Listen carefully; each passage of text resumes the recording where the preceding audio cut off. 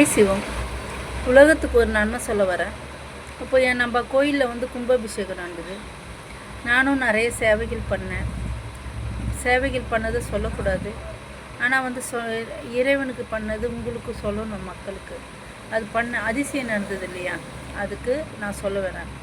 இப்போ வந்து அந்த சேவையெல்லாம் பண்ணிட்டேன். பணம் இருக்கிறவங்களாம் வந்து என்னென்ன பண்ணணுமோ அதெல்லாம் பண்ணாங்க. என்னால் பணம் கிடையாது என்கிட்ட, அதனால் என்னால் என்ன முடியுமோ அதை பண்ணேன் நான் சேவை. அப்புறமேட்டு எல்லோரும் வந்தாங்க. பணம் இருக்கிறவங்களும் வந்து நல்லா ஆடம்பரமாக பண்ணி விட்டாங்க. எங்கள் அப்பா நம்ம ஆலயத்தை நல்லா செழிப்பாக சொல்லியிருந்தாங்க. மக்களெல்லாம் வந்து நல்லா செழிப்பாக சிறப்பாக முடித்து கொடுத்தாங்க எல்லோரும். அப்போ வந்து மக்கள் தான் சொல்லுவாங்க, மக்களாட்சி மகேசன் ஆட்சின்னு சொல்லுவாங்க.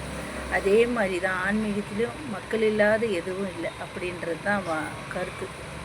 இப்போ வந்து எனக்கு ஒரு அதிசயம் அங்கே நடந்தது. நான் வந்து அந்த கலசத்துக்கெல்லாம் பைசா கொடுக்கல.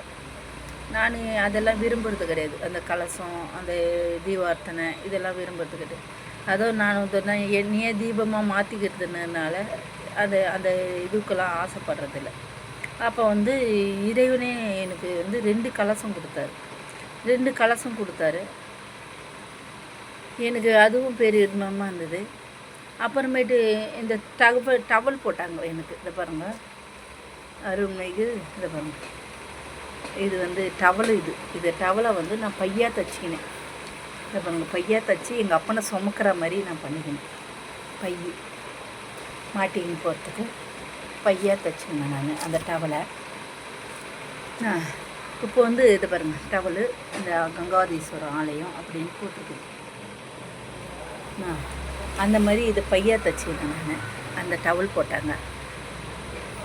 அப்போ வந்து எனக்கு என்ன சொல்கிறதுன்னு தெரியல. நிறைய அங்கே வந்து ஐயருங்க பூஜை பண்ணாங்க.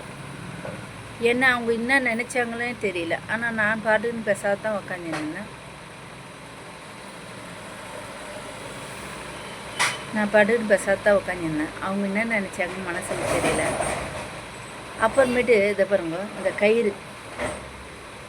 கயிறு வெத்தலைப்பாக்கு பழம் போகும்போது ஐயர் போகும்போது அத்தனை ஐயரும் பூஜை பண்ணாங்க. ஒரு 10 ஐயர்கிட்டே பூஜை பண்ணியிருப்பாங்க. எல்லாம் பூஜை பண்ணாங்க செம்மையாக. இதை பாருங்க, இந்த கயிறு வந்து எனக்கு அந்த ஐயன் கொடுக்க சொன்னார். யார் ஐயனா? இறைவன் கொடுக்க சொன்னாருன்னு போகும்போது ஐயருங்க என் கையில் கொடுத்துட்டு போனாங்க இந்த கயிறை. எனக்கு அதிசயமாயிடுச்சு. எவ்வளோ பேர் இருக்கிறாங்க, அந்த மாதிரி அவங்களுக்கெல்லாம் கொடுக்காது அந்த ஐயரு. நம்மக்கிட்டே எடுத்துன்னு வந்து, இந்தாம்மா இது கடவுள் கொடுக்க சொன்னார் உங்களுக்குன்னு கொடுத்தாரு. அப்புறம் பார்த்தா நித்திரையில் எனக்கு சரி ஏதோ ஒன்று வாங்கி வச்சுக்கினேன். நான் வச்சுக்கின பிடிக்கும் நித்திரையில் ஒரு இது வந்தது. இது வந்து காப்பு, அந்த 48 நாள் பூஜைக்கு இது ஒரு காப்பு உனக்கு அப்படின்னு சொன்னார் அப்பா. என் பொண்ணுகிட்ட கொடுத்து விட்ட ஒரு 2 கொடுத்துருந்தாரு. ஒன்று என் பொண்ணுகிட்ட கொடுத்துட்டு ஒன்று நான் கட்டினேன். அப்புறமேட்டு பார்த்தா காப்புன்னாரு.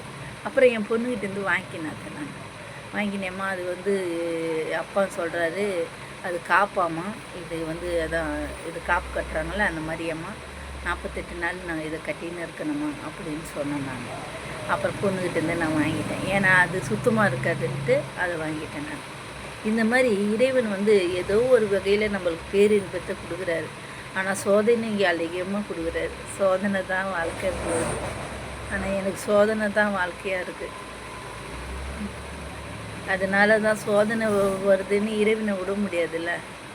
இப்போ குடும்பத்தில் கூட இப்போ நம்ம புருஷன் பொண்டாட்டியாக வாழ்கிறோம், குடும்பத்தில் எல்லாரும் ஒற்றுமையாக வாழ்கிறோம்.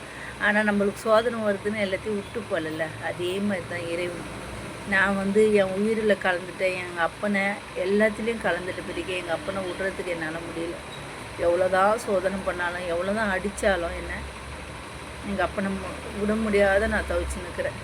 நான் பேசுவோம், நல்லதே செய்வோம், நல்ல மனன்னு இருப்போம். சித்திர ஆலயம் போவோம், இறைவன் ஆலயம் செய்வோம்.